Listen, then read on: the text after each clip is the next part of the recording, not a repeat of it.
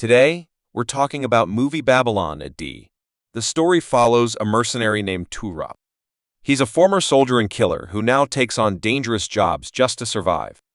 His latest assignment seems simple: escort a young girl from one place to another. The movie opens with Toorop waking up from a terrifying dream. He sits up, looks out his window, and we see the world in chaos. War has spread everywhere. Humanity is falling apart. Some people have food, others have nothing, and survival is turning humans into animals. Once a soldier, later a mercenary, he now makes his living smuggling. He's feared by everyone because he can fight without weapons, and he's also an expert in war strategy and building weapons. At this point, Toorop is living somewhere in Eastern Europe. As evening falls, he heads back to his apartment, buys some meat, and begins cooking. Strangely, for such a brutal man, he loves cooking and is actually very good at it. But just as he's about to eat, soldiers blow down the wall of his apartment and storm inside with guns. They're mercenaries, and Toorop immediately recognizes them. Their leader is a man named Carl. The two have fought before, and Carl wants to take Toorop to meet his boss. A fight breaks out, but Toorop defeats Carl's men easily. Finally, Toorop puts on his jacket and agrees to go see the boss himself. That boss is Grosky, played by Yeoh, a powerful mobster. Grosky tells Toorop that he has a job for him: escort a girl to New York. At first, Toorop refuses, but then Grosky makes him an offer he can't resist. If Toorop completes the mission, Grosky will give him a new passport and identity, allowing him to travel anywhere and finally start a new life. With no other option, Toorop agrees. Soon after, Grosky's men drive Toorop out into an open field, where a helicopter arrives carrying a car. The vehicle is lowered down, and Toorop gets in. Later, when he wakes up, he finds himself in front of a monastery. From the window, a woman steps out. Sister Rebecca, Yeoh. She introduces herself and explains that she is in charge of the girl Toorop must take. But she has conditions. She will accompany them, and Toorop must follow her instructions. Rebecca then brings out the girl, Aurora, Mélanie Thierry. Toorop opens the trunk of the car, checking maps and planning their route, while Rebecca and Aurora join him.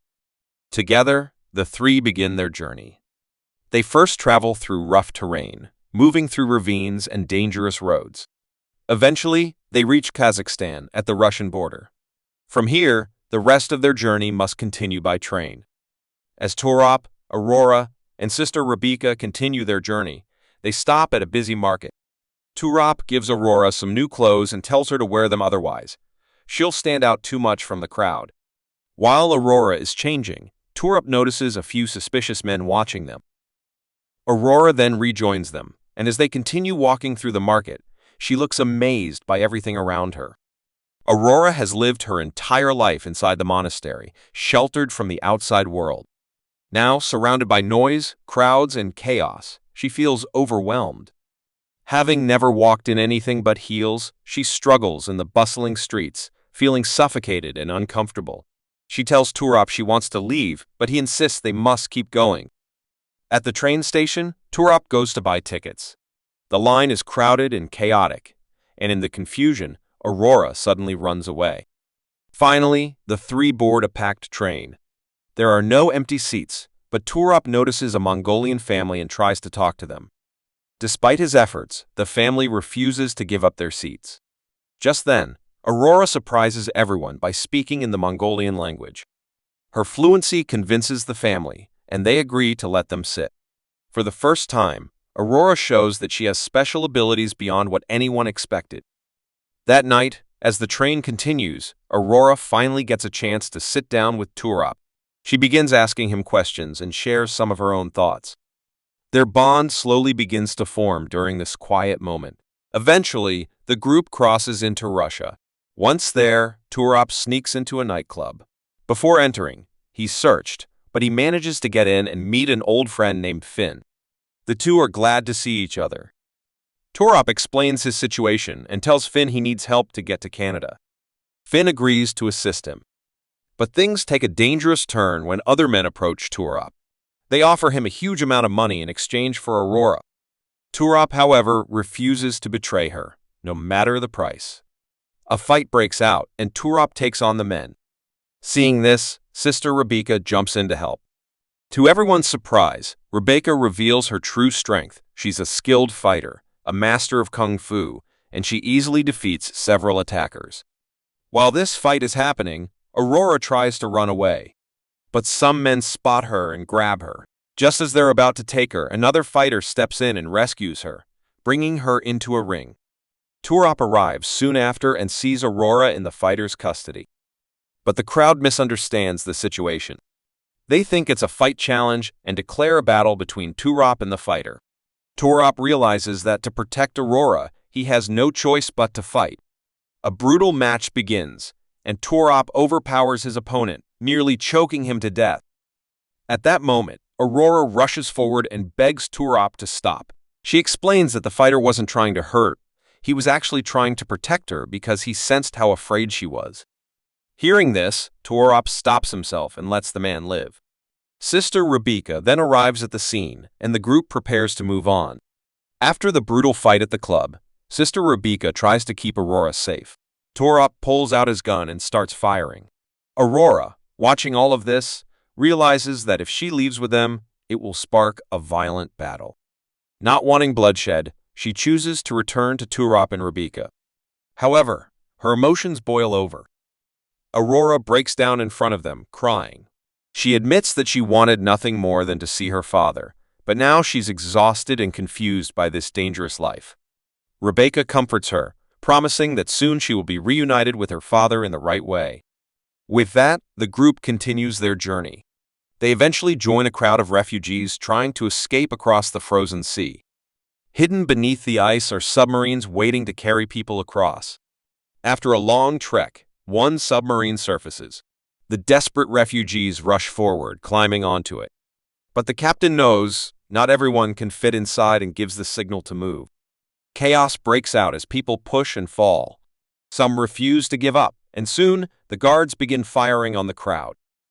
Aurora, horrified by the slaughter, manages to slip inside the submarine.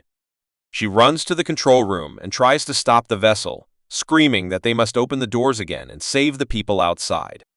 But Toorop intervenes, stopping her. Overwhelmed, Aurora suddenly suffers a violent seizure and collapses unconscious. Toorop, shaken, asks Rebecca what is happening to Aurora. Who is this girl really? Rebecca finally reveals some truth. She explains that she has cared for Aurora since she was only 2 years old. Even as a child, Aurora displayed impossible abilities speaking languages no human could possibly know. She'd never been difficult or dangerous, but in the past month, her behavior had begun to change. Doctors had examined her, but even they couldn't explain what was happening. Rebecca admits she doesn't fully understand it either. Later, Toorop discusses the matter with Finn. Finn warns him that Aurora may be carrying something more dangerous than anyone realizes. He suggests that inside her could be a virus, a threat to all humanity. Toorop listens, but for now, he pushes the thought aside.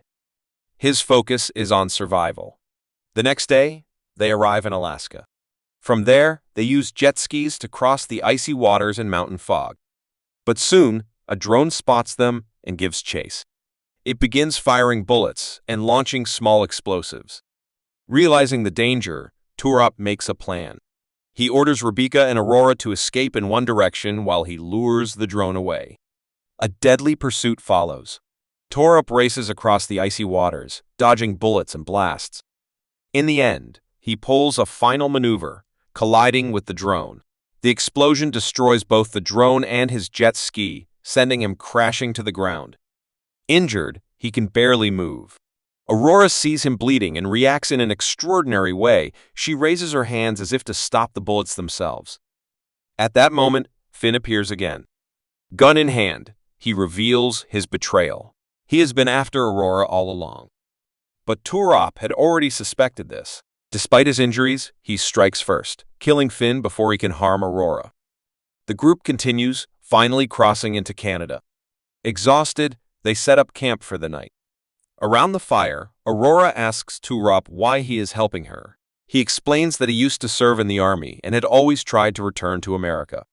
But every attempt failed. Now, this mission feels like his last chance to finally get there. In the morning, They travel again and eventually reach a hotel, where Toorop washes up and regains some strength. From there, they board a flight to New York. At last, Toorop delivers Aurora to the destination he was told about. They enter a futuristic apartment filled with advanced technology unlike anything he has ever seen. Aurora is fascinated by the news broadcasts playing on massive screens, reporting on the global wars and the destruction of her monastery. Suddenly, Toorop's earpiece activates. It's Grosky.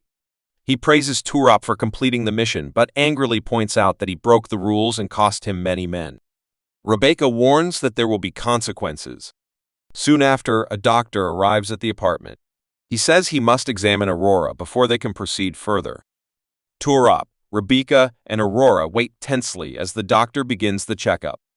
After witnessing Aurora's strange behavior and collapse, Toorop grows frustrated. He confronts Rebecca, demanding the full truth. "What the hell is going on here?" he snaps. At that moment, Aurora steps out of the room and calmly reveals something shocking: she is pregnant with twins. Soon after, Toorop receives a call. The man on the line instructs him to put Aurora in one of the cars waiting outside. Once she's delivered, his job will be done, and he'll be free to walk away. But Toorop refuses. He still doesn't fully understand what's happening, but he knows he can't abandon her. Instead, he makes a plan with Rebecca and Aurora. As soon as the car door opens, they attack, fighting their way out and attempting to escape toward a nearby train station. Bullets rain down on them as mercenaries chase from every direction. Toorop answers every shot with equal fire, holding them off.